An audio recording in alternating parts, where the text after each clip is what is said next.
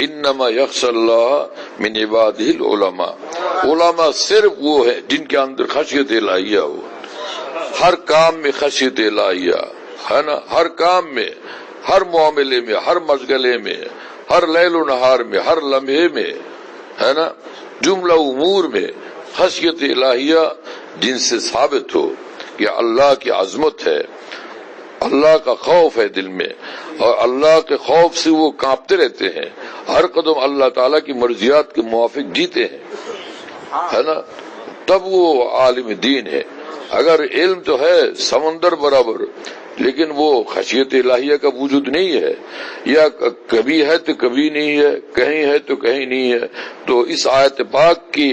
روشنی میں وہ عالم دین نہیں ہے، کیونکہ ان کے اندر خشیت الہیہ کا فقدان ہے۔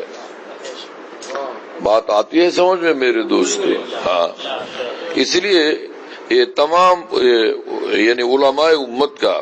تمام صحابہ، تابعین، تبع تابعین اور تمام ائمہ مجتہدین، سب کا اس پر اجماع ہے، اجماع مطلق ہے کہ جس کے اندر علم تو بہت ہو لیکن اتباع شریعت کی خلاف اس کی زندگی ہے، اتباع شریعت کے خلاف اس کی زندگی ہے، تو شریعت کے نزدیک وہ عالم نہیں ہے، شریعت کی نگاہ میں وہ عالم نہیں ہے۔ اب دیکھو ہے نا، یعنی ایک آدمی ہے کہ محدث بھی ہے بظاہر، بڑے فقیہ بھی ہے، مفتی بھی ہے نا، مفسر بھی ہے، سب کچھ ہے، ادیب بھی ہے، بلیغ بھی ہے، فصیح بھی ہے، اور تمام امت کے اندر وہ بہت ممتاز ہے، لیکن عمل شریعت پاک کے خلاف، وہ نماز بھی ٹھیک سے نہیں پڑھتے، روزہ بھی نہیں رکھتے، یا کہ نماز بھی پڑھتے ہیں اور تمام اعمال سب شریعت پاک کے موافق کرتے ہیں، لیکن غیبت کے عادی ہیں، مستقل سب روز غیبت میں مبتلا رہتے ہیں، ہے نا، یا کہ سبھی اعمال درست ہے لیکن بدنگاہی کی عادت بہت پختہ ہے، مضبوط ہے، سبھی ٹھیک ہے لیکن گھر کے اندر پردہ شرعی نہیں ہے، تو قسم بخدا وہ عالم دین نہیں ہے، وہ عالم دین نہیں ہے صحابہ کی نگاہ میں، وہ عالم دین نہیں ہے تابعین کی نگاہ میں، وہ عالم دین نہیں ہے تبع تابعین کی نگاہ میں، یعنی وہ عالم دین نہیں ہے صدیق اکبر رضی اللہ عنہ کی نگاہ میں، وہ عالم دین نہیں ہے عمر فاروق رضی اللہ عنہ کی نگاہ میں، وہ عالم دین نہیں ہے حضرت عثمان و علی رضی اللہ تعالیٰ عنہ کی نگاہ میں۔ بات سمجھ میں آئی؟ وہ عالم دین نہیں ہے حسن بصری کی نگاہ میں، وہ عالم دین نہیں ہے ابن سیرین کی نگاہ میں، وہ عالم دین نہیں ہے عامر شعبی کی نگاہ میں۔ بات سمجھ میں آئی میرے دوستو؟ یہ معاملہ ہے، یہ بات ہے، خشیت الہیہ ہو۔ اب خشیت الہیہ تو ہے نا، ہر کام شریعت کے بالکل موافق ہے، خوب سمجھ لیجیے یہ سب باتیں، ہر کام شریعت پاک کے موافق ہے، لیکن علم کی شرح وہ اپنی فہم کے مطابق، اپنی سمجھ کے مطابق، دین کی شرح، قرآن کی شرح، قرآن کی تفسیر اپنی سمجھ کے مطابق، وہ سمجھ، وہ فہم کہ جو ٹکرائے اکابر کے طریق سے اور سمجھ سے۔ بات سمجھ میں آئی؟ کہ انہوں نے دین کی محبت سے کام کیا، اللہ کی رضا کے لیے کام کیا، لیکن انہوں نے جو تفسیر کی، انہوں نے جو قرآن و حدیث کی تشریح کی، وہ تشریح ٹکراتی ہے صدیق اکبر رضی اللہ تعالیٰ عنہ کے فہم دین سے، عمر فاروق رضی اللہ تعالیٰ عنہ کے فہم دین سے۔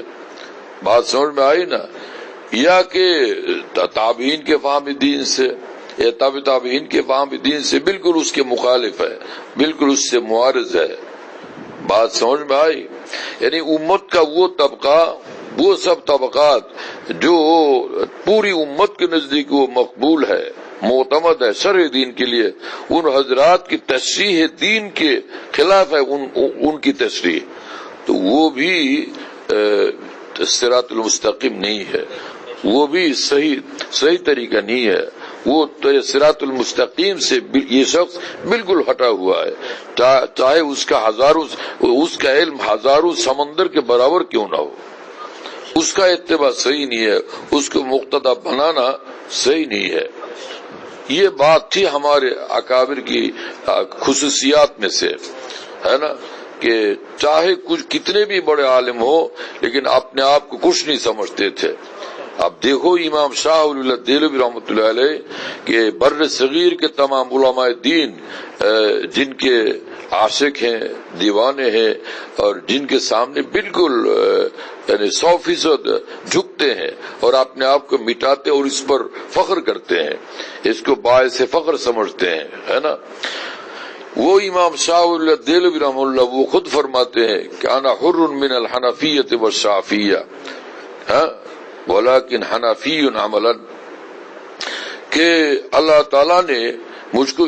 اس قدر علم سے نوازا ہے، قرآن و حدیث کے علوم سے اتنا نوازا ہے کہ مجھ پر نہ حنفی بننا واجب ہے اور نہ شافعی بننا واجب ہے نا۔ حر من الحنفیۃ والشافعیہ ولیکن حنفی عملا، باوجود اس کے عملا میں بالکل حنفی ہوں، وہی کام کروں گا، وہی عمل کروں گا جو حنفیہ کے یہاں معتبر ہے، امام اعظم کے یہاں جو معتبر ہے، ان کا جو طریق ہے، ان کی جو تشریح دین ہے، اسی کے سامنے میں سر جھکاتا ہوں، اسی پر عمل کرتا ہوں اور اسی پر عمل کی سب کو دعوت دیتا ہوں۔ اتنے بڑے عالم دین ہو کر اس طرح فرمانا کیسی بات ہے؟ ہمارے لیے کس قدر یہ سبق آموز